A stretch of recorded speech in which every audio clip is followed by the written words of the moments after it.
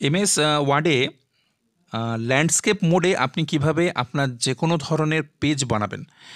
আপনার অফিসিয়ালি কাজ করবার সময় বা আপনাদের নিজস্ব প্রয়োজনে অনেক সময় এই ধরনের কিন্তু কাজ দরকার হয়ে পড়ে। তো আজকের এই ভিডিওতে আমরা কিন্তু ওটাই শিখব।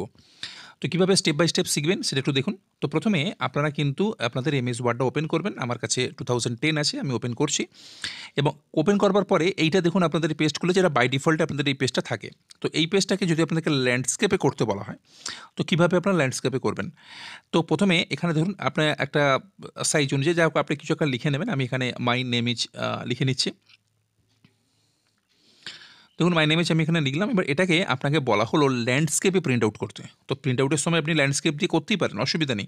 কিন্তু সেটা ল্যান্ডস্কেপে প্রিন্ট আউট, কিন্তু পেজটাকে যদি ল্যান্ডস্কেপে বানাতে বলা হয়, তার জন্য প্রথমে দেখুন উপরের দিকে যে আপনাদের মেনু বার রয়েছে, সেই মেনু বারে যাবেন। এখান থেকে পেজ লেআউটে যাওয়ার পরে এখানে দেখুন ওরিয়েন্টেশনের মাধ্যমে মধ্যে ক্লিক করে আপনাদের কিন্তু দুটো অপশান দেখাবে। সেখান থেকে কিন্তু আপনাদের ল্যান্ডস্কেপ মোডটা আপনারা এখান থেকে চুজ করে নেবেন। এরপর আপনারা অ্যাডজাস্ট করে নেবেন এইভাবে। করে নিলে আপনারা যখন এখান থেকে প্রিন্ট আউট দেবেন, তখন কিন্তু অটোমেটিক ওটা ল্যান্ডস্কেপে প্রিন্ট আউট হবে। তো আশা রাখছি ভিডিওটি ইনফরমেটিভ হয়েছে।